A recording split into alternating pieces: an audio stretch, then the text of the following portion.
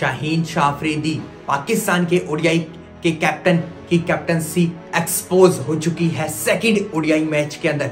जी हाँ, एक्सपोज हो चुकी है। आज मैं आपको मुकम्मल डिटेल के साथ गलतियां बताने जा रहा हूं। इन गलतियों के लिए आपके लिए ये वीडियो बनाई है और इस वीडियो का देखना आप लोगों के लिए बड़ा जरूरी है।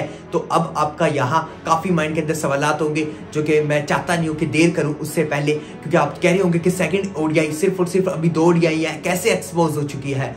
आपके साथ शेयर करता हूं मैं ये सारी गलतियां। पहली बात, शाहीन शाह अफरीदी ने कैप्टनसी की, पहली दफा कैप्टनसी कर रहे थे। 270 रन का पाकिस्तान टीम डिफेंड करने जा रही थी। ये पहला टेस्ट था शाहीन शाह अफरीदी का कि शाहीन शाह अफरीदी की कैप्टनसी क्या नजर आएगी, क्योंकि शाहीन शाह अफरीदी बॉलर है और बॉलर ज्यादा बेहतर जानता है कि स्कोरों को कैसे डिफेंड किया जा सकता है। तो इसके अंदर पहली गलती, शाहीन शाह अफरीदी ने पाकिस्तान टीम के 8 बॉलर्स को यूज किया है। जी हाँ, पाकिस्तान ने 8 बॉलर्स को यूज किया है सेकंड ओडीआई मैच के अंदर। सिर्फ और सिर्फ बाबर आजम, मोहम्मद रिजवान और फखर जमान के अलावा पूरी पाकिस्तान टीम ने बॉलिंग करवाई है। तो इससे पता लगता है कि पाकिस्तान टीम कितनी अंडर प्रेशर आ चुका था साउथ अफ्रीका के अगेंस्ट सेकंड ओडीआई मैच के अंदर, कि हमें अपने 8 बॉलर को यूज करना पड़ा। जो हम बॉलर लेके गए थे हमें उन पर ही इत्तमाद खत्म हो चुका था, हमें उन पर इत्तमाद ही नहीं था कि ये अब हमें विकेट लेकर देंगे। सेकंड बात, हमारे सेकंड ओडीआई मैच के अंदर हमारे किसी भी बॉलर ने 10 ओवर्स यूज नहीं किए, हत्ता कि हमारे कप्तान शाहीन शाह अफरीदी ने 7 ओवर करवाए। जिसके अंदर से शाहीन शाह अफरीदी की बात करते चले तो शाहीन शाह अफरीदी ने 7 ओवर इसलिए करवाए, वो थोड़ा सा इंजर्ड हो चुके थे, लेकिन उसके अलावा तो कोई प्लेयर इंजर्ड नहीं हुआ था। नसीम शाह ने भी पूरे नहीं किए, फहीम अशरफ ने भी पूरे नहीं किए, मोहम्मद वसीम जूनियर ने भी पूरे नहीं किए, किसी भी बॉलर ने अपने 10 ओवर पूरे नहीं किया, हत्ता कि 8 ओवर करवाने वाले सिर्फ और सिर्फ एक बॉलर था। तो फिर इससे पता चलता है कि कैप्टनसी आपकी कहां स्टैंड करती है। अगली बात, जब पहले 10 ओवर के अंदर शाहीन शाह अफरीदी ने देखा कि पाकिस्तान टीम को एक भी विकेट नहीं मिली और हमारी टीम को विकेट नहीं मिली और हमें विकेट चाहिए, एक पार्टनरशिप को ब्रेक करना पड़ेगा, ऊपर से क्विंटन डी कॉक की और प्रेटोरियस के विकेट को गिराना पड़ेगा, लेकिन वहां शाहीन शाह अफरीदी का कोई प्लान नजर नहीं आया। शाहीन शाह अफरीदी का वहां प्लान में आना बड़ा जरूरी था पाकिस्तान के लिए, क्योंकि बात करते चले जब आपको कोई विकेट नहीं मिलती तो फिर हमने ये देखा था कि मोहम्मद रिजवान ने कैप्टनसी की थी ऑस्ट्रेलिया में। पाकिस्तान टीम ने फर्स्ट इनिंग के अंदर 270 नहीं 202 रन बनाए थे।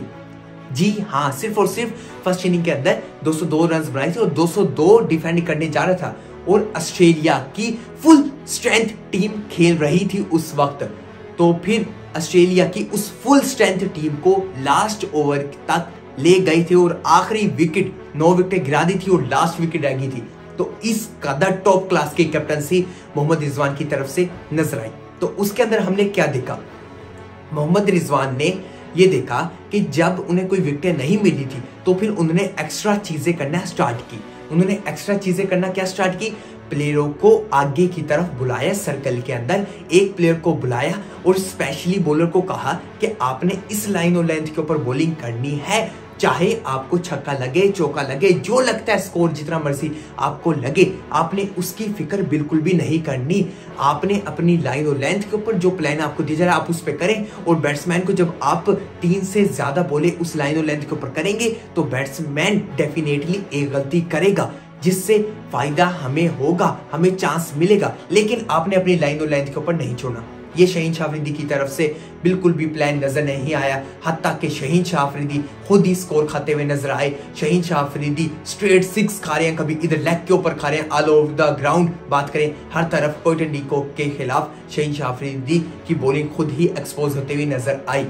वहां शाहीन शाह अफरीदी को समझाना चाहिए था, कोई बात नहीं, अगर शाहीन शाह अफरीदी को स्कोर लग रहा है, हर बॉलर को स्कोर लगता है, पहले भी लगा था तो अब भी, क्योंकि शाहीन शाह अफरीदी को चाहिए था कि अगर फहीम अशरफ से बॉलिंग करवानी है तो फिर प्लान की तरफ जाना चाहिए था कि स्लोवर बॉल की ट्राई करते। ना स्लोवर बॉल ट्राई की गई हमारे प्लेयरों की तरफ से, ना रन आउट की तरफ गई, क्योंकि जब आपको विकेट नहीं मिली तो आपने किसी तरह आउट करना, आपने रन आउट की तरफ, क्योंकि जब आप एक एक्स्ट्रा प्लेयर लाते हैं, बैट्समैन जब डॉट बॉल्स क्रिएट करता है तो फिर वो चाहता है कि मुझे 1 रन मिले ताकि ये प्रेशर मेरे से उतरे। अगर एक ओवर के अंदर 2 से 3 डॉट बॉल हो चुके हैं, वो चाहेगा कि एक सिंगल हो, तो ये होता है प्लान, इसे कहते हैं स्ट्रेटेजी।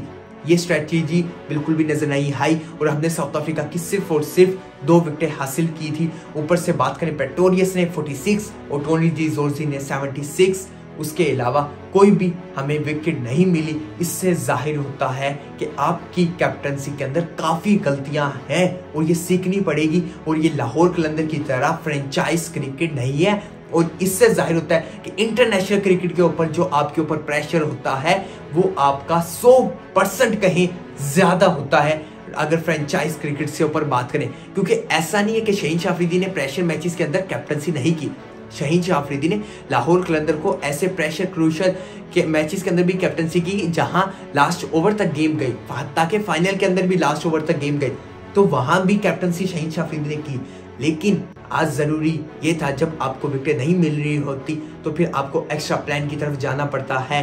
और फिर जब आप एक्स्ट्रा प्लान की तरफ ही नहीं गए, आपको समझ ही नहीं आ रहा था कि आप बॉलिंग किस तरफ कर रहे हैं और आपको प्लेयर को समझाना ही नहीं आ रहा था आप किस मुंह से कहते, क्योंकि आपको स्कोर खुद ही लग रहा था। क्योंकि पूरी पाकिस्तान टीम की हम बात करें तो पूरी पाकिस्तान टीम आज बिखरी हुई नजर आ रही थी।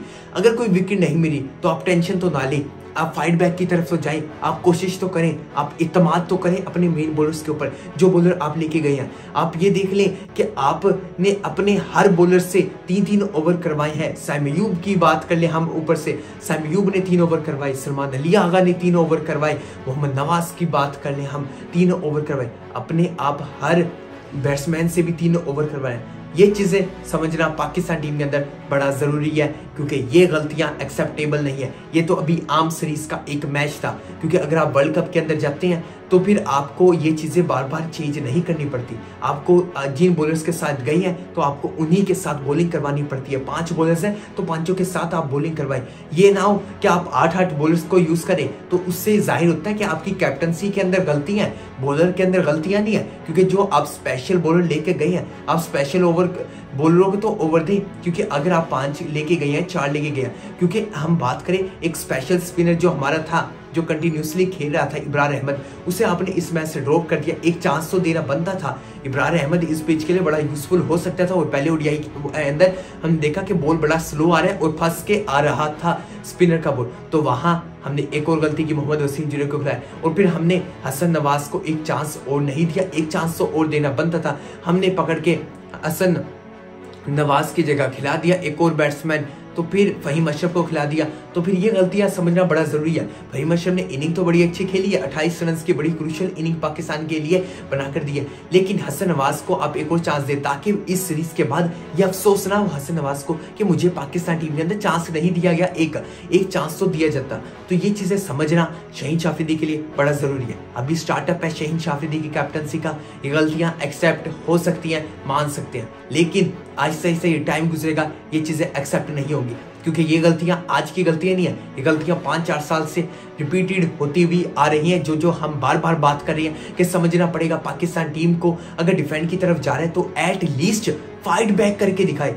ये वीडियो अच्छी लगी है तो फिर लाइक कर दीजिएगा अगर आपका दिल चाहे, नहीं तो ना लाइक कीजिएगा। मिलता हूं मैं आपसे अगली वीडियो में, तब तक के लिए अल्लाह हाफिज।